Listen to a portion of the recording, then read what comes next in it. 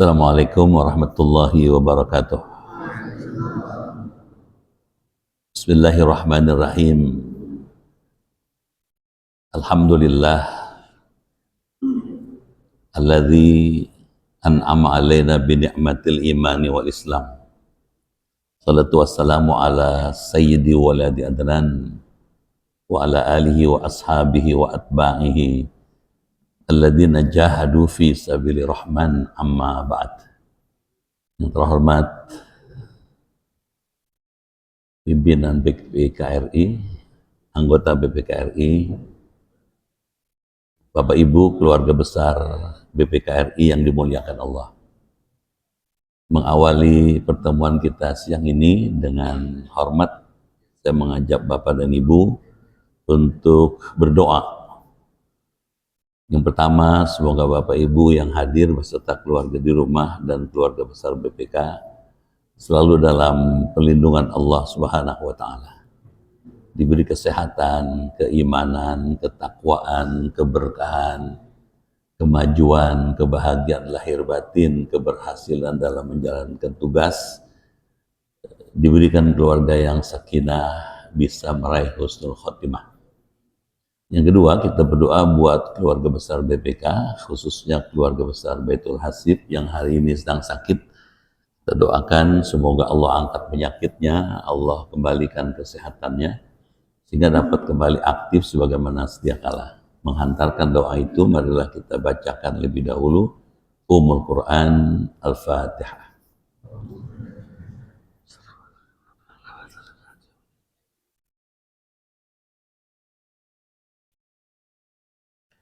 Bismillahirrahmanirrahim.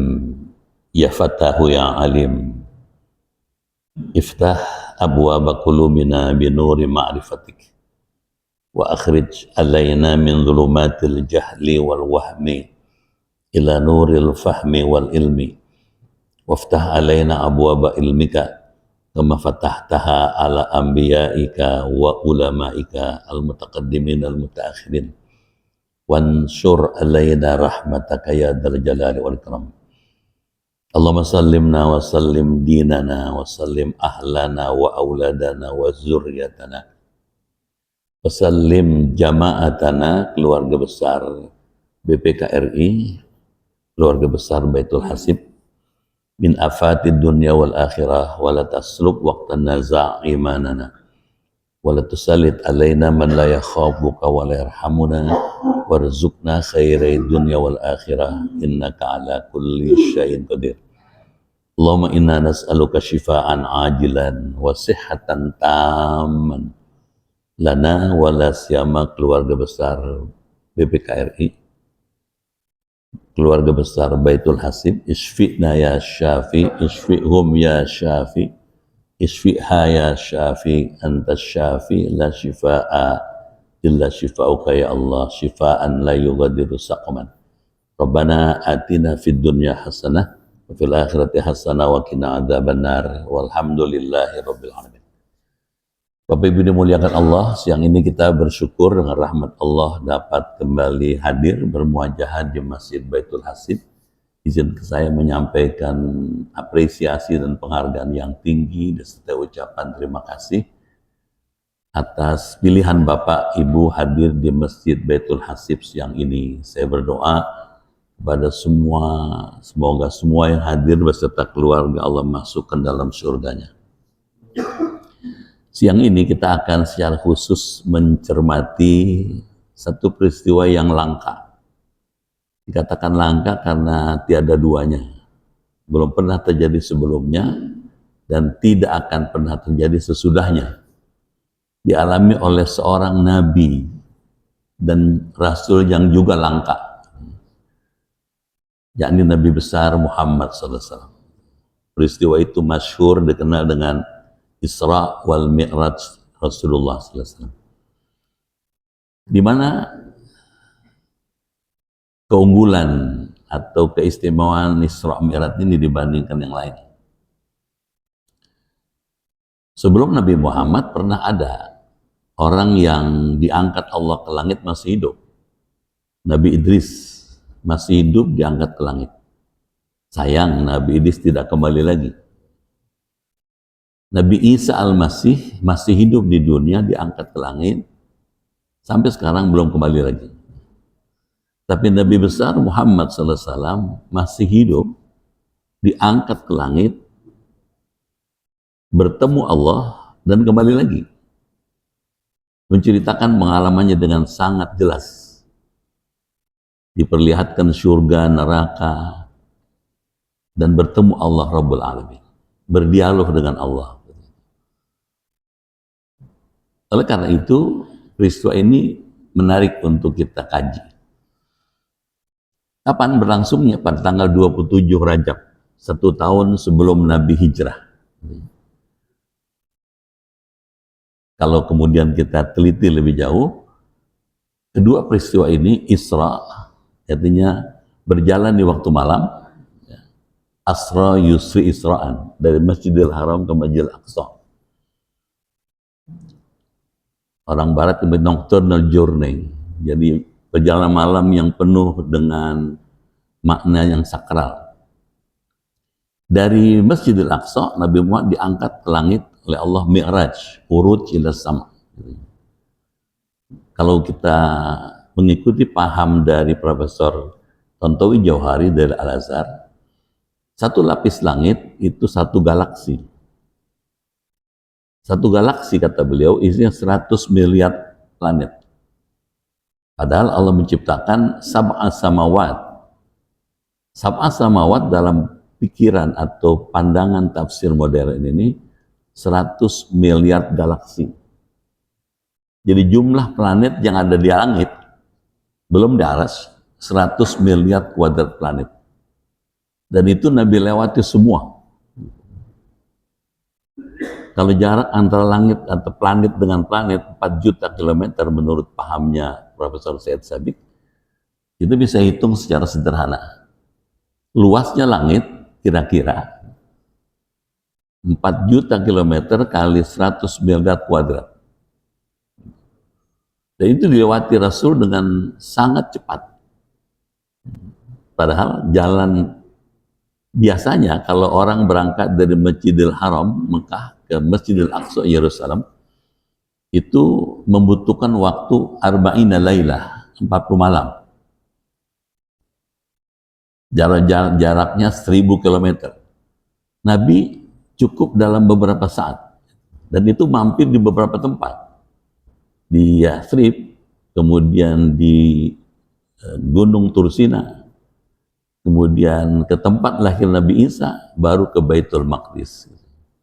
Satu perjalanan yang sungguh spektakuler.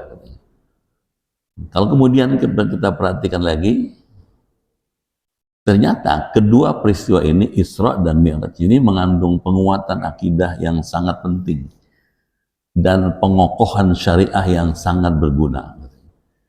Kita lihat sekarang, tentu saja kajiannya dasarnya Quran. Juga kita merujuk sejumlah hadis Rasulullah. Kalau akidah Islamiyah kita sederhanakan, dia mengandung 5 aspek. Kelima-limanya ada dalam peristiwa Isra Mi'raj. Yang pertama, aspek ruhiyah. Aspek akidah yang menekankan tentang hal-hal yang bersifat spiritual. Surga, neraka, akhirat, malaikat. Dalam perjalanan Isra Mi'raj, Nabi menemui semua itu. Nabi ngalami itu semua. Aspek nubuah, kenabian. Bukan cuma Nabi Muhammad yang diceritakan dalam peristiwa Isra Mi'raj, Nabi ketemu dengan seluruh Nabi dan Rasul. Bahkan memimpin sholat 2 rakaat di Baitul Maqdis, dimakmumi oleh 124.000 Nabi. 313 Rasul. Ada pikiran yang sederhana, gimana caranya? Gitu. Jawabannya, kenapa kita sulit untuk menerimanya? Sekarang kan sudah ada Zoom meeting. Gitu. Melalui Zoom meeting orang bisa ketemu siapa saja dari tempat yang begitu jauh. Apalagi Nabi, apalagi Allah, tentu lebih bisa lagi. Lalu apa sudah ada sholat sebelum Isra Mi'raj? Sudah. Ketika Nabi Muhammad SAW pulang dari Gua Hira, kembali ke rumah, beliau diselimuti oleh istri beliau. Allah turunkan malaikat Jibril, ya ayyuhal muzammil qumil lail. Hai orang berselimut, bangunlah di waktu malam, sholatlah. Jadi sholat tahajud itu sudah ada sejak dulu. Kita lihat lagi, ada aspek sam'iyah. Dalam peristiwa Isra Mi'raj, Nabi Muhammad diperkenalkan tempat-tempat turunnya kitab suci sebelum Quran. Di Jabal Musa, Bukit Tursina, tempat turunnya Taurat. Di Yerusalem, tempat turunnya Injil. Baitul Maqdis, tempat Nabi Daud dan Nabi Sulaiman. Jadi ada aspek sam'iyah, kitab-kitab suci. Ada aspek rububiyah. Semua yang diceritakan di Isra Mi'raj itu mencerminkan keesaan Allah. Langit yang begitu luas, alam yang begitu besar, makhluk yang begitu banyak, adalah ciptaan Allah. Allah diposisi sebagai Rabb, sebagai pencipta. Dan ada aspek uluhiyah. Allah bukan cuma sebagai pencipta, tapi dia juga adalah disembah, dijadikan ilahi. Nah, kelima aspek akidah Islam ini semuanya ada dalam peristiwa Isra Mi'raj. Jadi, ketika kita mendengar peristiwa Isra Mi'raj, kita makin kuat aspek akidahnya. Rububiyah, uluhiyah, sam'iyah, nubuwah, dan ruhiyah. Lalu apa kaitannya dengan aspek syariah? Selain itu, peristiwa yang mengokohkan aspek syariah. Apa itu? Sholat 5 waktu. Di mana bedanya sholat 5 waktu dengan haji, zakat, umrah, sedekah? Kalau untuk haji, Allah cukup menyuruh Nabi Malaikat Jibril menyampaikannya. Kalau untuk zakat, Allah cukup Malaikat Jibril. Tapi untuk memerintahkan Nabi Muhammad dan umat Islam sholat, Allah sengaja mengangkat Rasulnya, dibawa menghadap Allah Rabbul Izzah. Dan Nabi ketika ketemu Allah di alam lahud sana, itu kemudian berdialog dengan dialog yang masyhur. Nabi menyapa Allah dengan sapaan yang sangat indah. At-tahiyyatul mubarakatus salawatut tayyibatul lillah. Allah disapa dengan begitu mulia, merespon dengan sapaan yang lebih bagus lagi. Assalamualaikum ayyuhan nabi wa rahmatullahi wa barakatuh. Nabi Muhammad diucapkan salam oleh Allah, nggak diem, nggak nerima begitu aja, nggak dimakan sendiri, dibagi-bagi. Kata Nabi, assalamu alayna wa ala ibadillahi salihin. Semoga keselamatan dilimpahkan kepada kami dan kepada hamba Allah yang saleh. Dalam hadis Muslim dikatakan, ketika Nabi mengatakan assalamu alayna wa ala ibadillahi salihin, seluruh alam semesta, langit, planet, malaikat, seluruh alam semesta termasuk aras, itu menjawab dengan sangat gegap gempita, asyhadu an la ilaha illallah wa asyhadu anna muhammadar rasulullah. Nah, dialog Nabi dengan Allah itu kemudian dijadikan bacaan kita ketika kita tasyahud. Itu sebabnya Nabi mengatakan sholat itu mi'raj orang beriman. Jadi ketika Bapak sholat barusan Bapak mi'raj, seolah-olah dialog dengan Allah. Kita lihat hasil perjalanan spektakuler ini, rihlah ghaibiyah ini, mewajibkan umat Islam sholat. Sholat baik wajib maupun sunnah sangat penting, artinya bagi pelaksanaan akidah. Orang yang mengatakan saya percaya sama Allah itu tidak cukup. Dia mesti diwujudkan dalam bentuk yang lebih konkret. Wujud konkret dari pengakuan kalau kita mengakui Allah itu ada, adalah sholat. Para peneliti itu juga tidak menyatakan bahwa cuman akidah syariah yang penting. Dalam peristiwa Isra Mi'raj ada aspek akhlak. Mana aspek akhlaknya?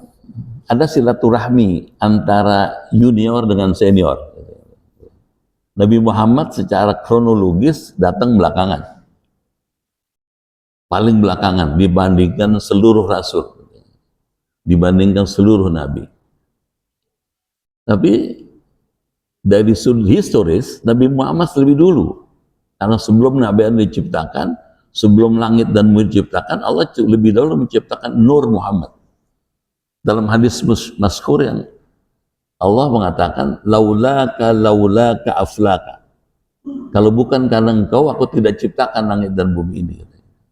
Jadi Nabi Muhammad nurnya sudah diciptakan sebelum Nabi Adam.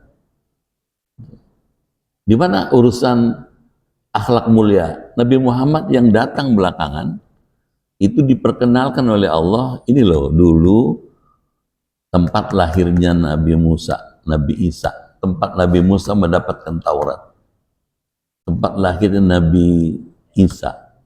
Saya pernah ke dua tempat itu. Kalau Bapak ke Jabal Musa, Bukit Tursina namanya, Watin wa Zaitun wa Turi Sinina. Itu gunung berbatu cukup tinggi. Kalau musim dingin sekarang ini atasnya penuh dengan salju. Kalau naik ke sana cukup membutuhkan waktu yang cukup lama, bisa 3-4 jam. Di sanalah Nabi Muhammad diperkenalkan, di sini dulu saudaramu Musa mendapatkan Taurat, bertemu Allah langsung tanpa Jibril. Sampai di tempat yang ketiga, Nabi Muhammad tanya, di mana nih Jibril katanya? Inilah dulu tempat saudaramu Isa dilahirkan, di Nazaret. Ada silaturahmi, ada orientasi. Sebelum kamu sudah ada pendahulu kamu yang berjuang. Siapa tuh? Musa, Isa. Sampai di Baitul Maqdis ketemu lagi dengan seluruh nabi dan rasul. Dan yang menarik, Nabi Muhammad diminta jadi imam salat malam, dimakmumi oleh seluruh nabi dan rasul. Ada silaturahmi. Barangkali kalau boleh disarankan, di samping akidah yang kuat, syariah yang mantap, tradisi bersilaturahmi itu bagus dibangunnya. Kita ini saudara. Kita semua saudara. Ada yang lahir di Jawa, di Sumatera, di Kalimantan, Sulawesi. Siap, saya saudara. Karena kita saudara, apalagi sama-sama BPK. Yang paling bagus adalah membangun hidup bersaudara dengan kompak, bersatu untuk mencapai tujuan. Kata Nabi, al-muslim akhul muslim. Bapak lihat, Nabi Muhammad silaturahmi. Bahkan ketika Nabi Muhammad ke langit, nanti dalam hadis Muslim diceritakan, ketika sampai di langit yang pertama, Nabi Muhammad ketemu dengan Nabi Adam. Ditanya oleh Rasulullah, siapa ini ya Rasul, ya Jibril? Man huwa ya Jibril?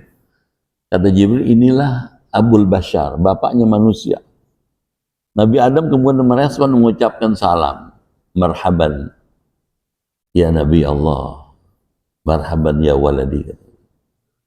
Di langit kedua ketemu juga, sampai langit ketujuh.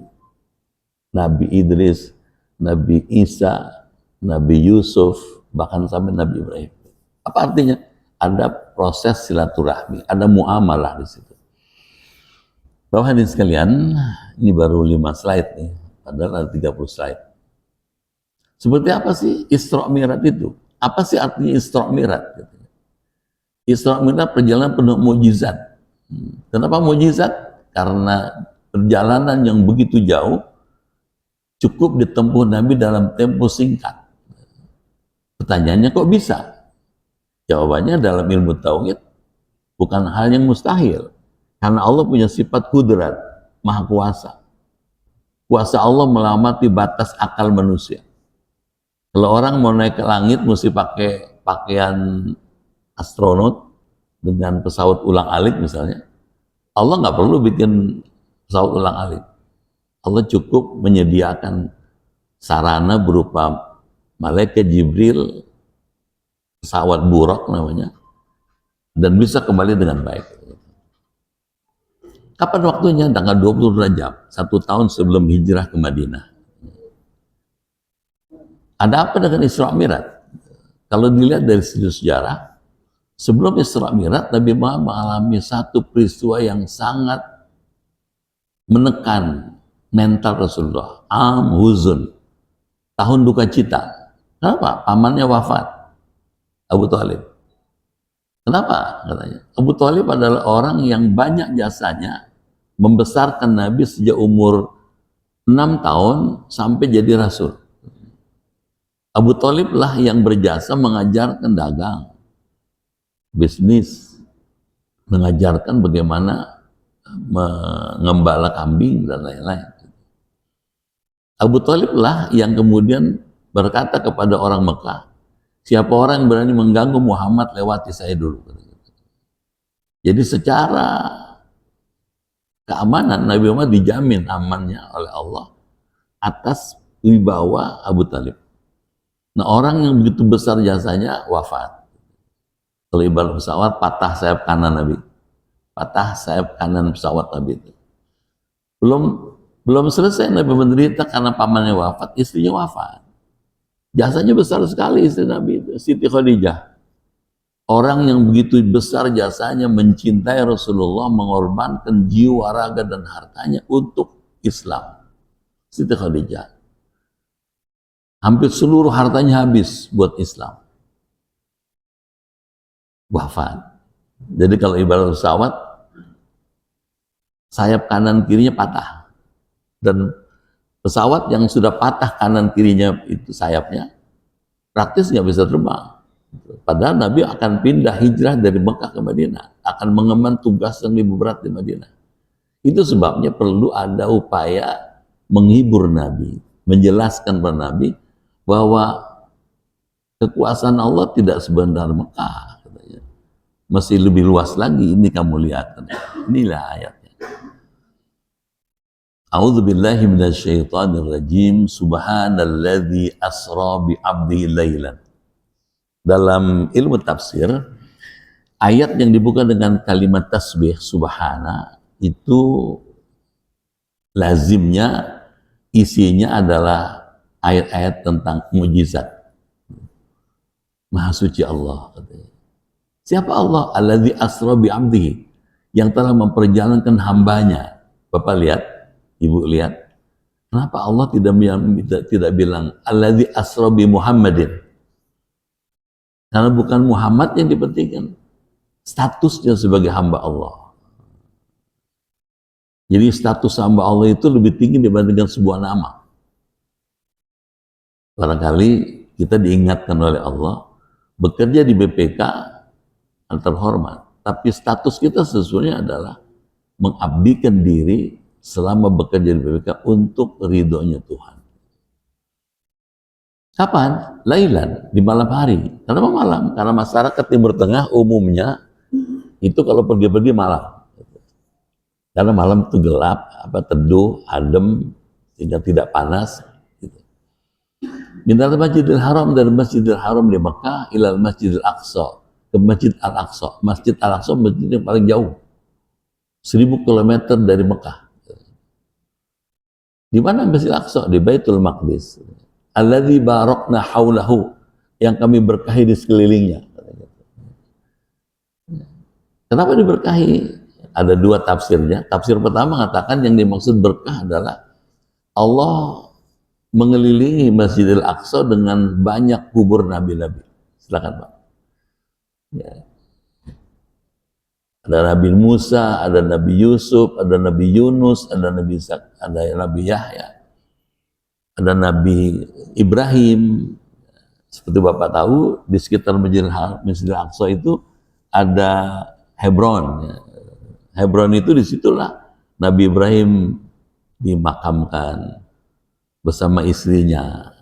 Putranya beliau, Nabi Ishak dimakamkan juga di situ bersama istrinya. Nabi Yakub juga begitu. Jadi banyak. Jadi diberkahi karena di sekitarnya terdapat kubur nabi-nabi. Ada makna yang kedua, yang dimaksud alladzi barakna haulahu, kami berkahi di sekelilingnya, artinya apa? Allah lingkungi Masjidil Aqsa itu dengan banyak tanaman dan buah-buahan, pohon-pohon. Mohon maaf dengan segala hormat, kalau Bapak ingat ke Masjidil Aqsa, kalau Masjidil Haram di tanah datar, tapi kalau Masjidil Aqsa mesti naik. Mobil kita turun di bawah sana, kita mesti naik ke bukit. naik cukup tinggi. Dan di sekitarnya kebun, pohon-pohon yang begitu banyak. Itu berkah. Buat apa Allah mengisrakan Nabi Muhammad? Linuriyahu min ayatina, agar kami perlihatkan sebagian dari tanda-tanda kebesaran kami. Apa itu? Allah seolah-olah bilang, Muhammad, kekuasaan saya bukan cuma sekitar Mekah, katanya. Kalau kamu baru tinggalkan istri dan pamanmu, jangan kecil hati. Kamu lihat langit, kamu lihat alam semesta. Jadi Nabi semangat. Sejak pulang dari Isra Mi'raj, Nabi semangatnya membaca dan sanggup memikul beban yang berat, mengemban satu semangat baru. Apa itu? Membangun masyarakat di Madinah yang diridhoi Allah. Di ujung ayat dikatakan innahu was-samiul basir. Sesungguhnya dia itu Allah Maha mendengar lagi Maha mengetahui, Maha melihat. Apa artinya? Peristiwa Nabi Muhammad Isra Mi'raj itu dilihat Allah, didengar Allah, dan diketahui Allah. Artinya bukan omong kosong. Bapak hadirin sekalian, kita lihat, sayang waktunya sudah jam 1 ya. Terus mana ayat tentang Mi'raj? Tadi ayat tentang Isra. Lalu mana ayat tentang Mi'raj? Wa huwa bil ufuqil a'la. Sedang dia berada di ufuk yang tinggi. Ufuk itu horizon. Tsumma dana fatadalla. Kemudian dia mendekat kepada Muhammad dan menyampaikan wahyu. Fakana qaba qausaini au adna. Lalu dia bertambah dekat. Fa'awwa ila abdi ma'awha. Sehingga jaraknya sekitar 2 busur panah atau lebih dekat lagi. Lalu disampaikannya wahyu kepada hambanya Nabi Muhammad apa yang diwahyukan kepada nabi yang lain. Apa artinya? Nabi Muhammad ketemu langsung dengan Jibril dan dibawa oleh Jibril naik ke langit sampai bertemu Allah. Hadirin muliakan Allah, Isra Mi'raj kaitan dengan salat. Semua orang sudah tahu bahwa perjalanan Isra Mi'raj itu mewajibkan kita dan umat Islam serta Nabi Muhammad salat 5 waktu sehari semalam. Sebelumnya pernah dilakukan salat, yakni salatul lail, ketika Nabi mendapat wahyu qumil lail illa qalilan, katanya. Bangunlah di waktu malam untuk salat pada malam hari, kecuali sebagian kecil saja, katanya. Nisbahu, boleh separuh malam, awin kus minhu, atau kurang sedikit dari itu, auzid alaihi wa tarattil Quran tartila, atau lebih dari 1/2 itu, katanya. Bacalah Quran dengan perlahan-lahan. Berdasarkan ayat ini, Nabi Muhammad berbeda dengan kita. Kalau kita wajib sholat 5 waktu, Nabi Muhammad wajibnya lebih dari 5 waktu. Sholat 5 waktu, sholat tahajud, sholat witir buat Nabi wajib. Jadi beda dengan kita. Dan Nabi mengatakan, sholatul lail wajibun alai wa sunnatul lakum. Sholat malam itu wajib buat saya, sunnah buat kamu. Kita bersyukur ada hadis ini. Seandainya nggak ada hadis, repot kita. Jangankan sholat malam, sholat subuh aja berat. Jadi tidak selalu semua yang dilakukan Nabi itu otomatis berlaku buat kita. Kalau buat Nabi wajib, belum tentu buat kita wajib. Contohnya sholat tahajud, sholat witir. Bapak dan sekalian, kita singkatkan barangkali, masih banyak, masih 20 lagi.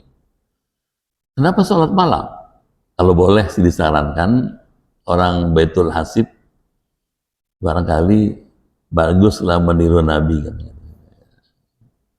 Kalau sekarang subuh jam 4 lebih 23, Bapak bangun jam 4 masih keburu lah. Wudhu 5 menit, tahajud 2 rakaat, tutup dengan witir 3 rakaat, masih cukup. Kalau Bapak melazimkan ini, Ibu melazimkan ini, Bapak dengan secara baik telah mengikuti sunnah Rasulullah. Dan itu sangat penting, karena tahajud itu kesempatan paling emas untuk kita melakukan dialog langsung dengan Allah. Bapak bisa curhat, Bapak bisa minta sama Allah, ya Allah, tolong aku dalam menjalankan tugas ini. Dan lazimnya, Seluruh doa yang dilantunkan ketika sholat malam itu dikabulkan Allah. Tausiahnya barangkali dalam sepekan ya seminggu 2-3 kali. Kalau tidak sempat 2-3 kali, sekali lah. Perlu untuk apa? Membangun komunikasi intensif dengan Allah. Kenapa? Karena sholat malam itu tempat yang paling pas, waktu yang paling tepat untuk kita melangsungkan semua yang kita merasa perlu untuk dikemukakan di hadapan Allah. Dan Allah sangat memperhatikan itu. Ada hadisnya, ada. Nabi ditanya, ya Rasulullah, kapan doa sangat diperhatikan Allah? Kata Nabi, sulusul lail al-akhir, sepertiga malam terakhir. Kapan itu ya Rasulullah? Pada waktu sahur. Sahur itu menjelang subuh. Yang paling bagus tahajud itu menjelang subuh. Kalau jam 1 atau jam 12 kemalaman. Biasanya suka ngantuk, subuhnya bisa lewat. Tapi kalau jam 4, 45 menit, 40 menit, itu akan lebih cepat, lebih bagus karena kita akan bisa melaksanakan sholat subuh tepat waktu. Teman-teman sekalian, buat Nabi sholat malam itu wajib, buat kita sunnah. Gitu.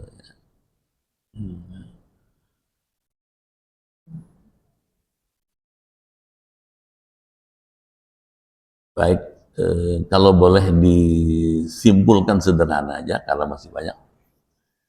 Pentingnya Isra Mi'raj buat penguatan akidah dan syariah serta akhlak adalah bagaimana kita bisa mencontoh Isra Mi'raj Rasulullah itu untuk membangun ketiganya.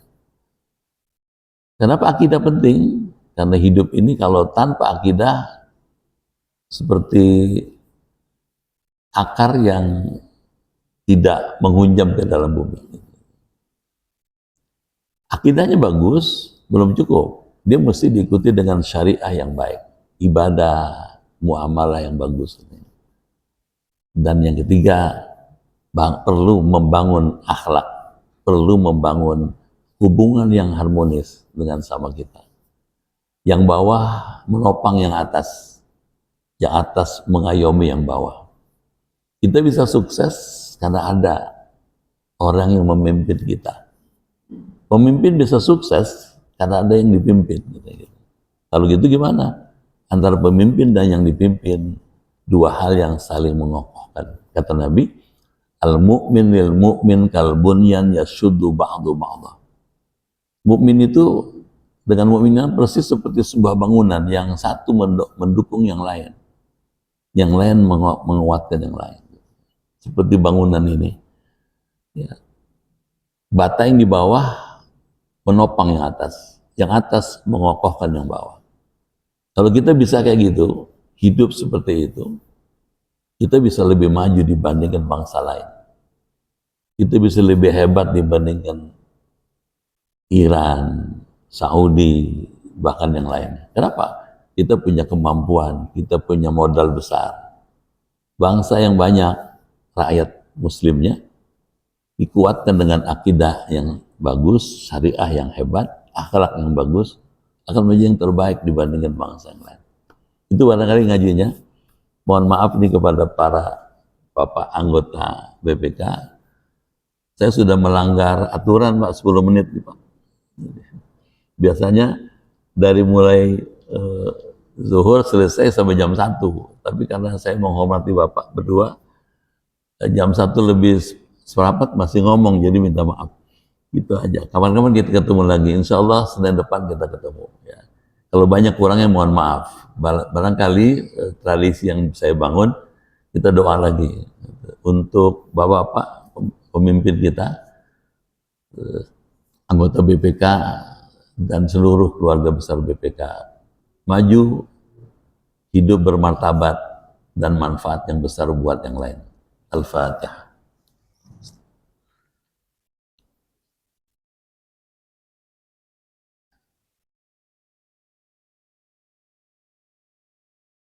Bismillahirrahmanirrahim.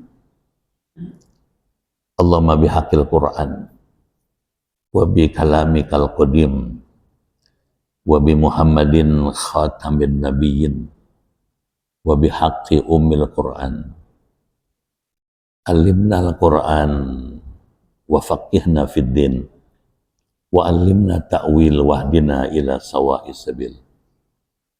Allahumma sallimna wa sallim man ma'ana wa ma ma'ana min jamaah BPKRI wa jamaah Baitul Hasib. Iftah lana wa lahum abwaba fadlika wa judika wa karamika wa izzatika wa jalalika wa haibatika wa rizqika wa afiatika. Rabbana taqabbal du'ana wa yassir lana umurana wahdina subul salam. Rabbana atina fid dunya hasanah wa fil akhirati hasanah wa qina adzabannar. Walhamdulillahi rabbil alamin. Sekian, terima kasih, lebih kurang mohon maaf. Selamat bertugas, selamat beribadah, Allah memberkahi. Assalamualaikum warahmatullahi wabarakatuh.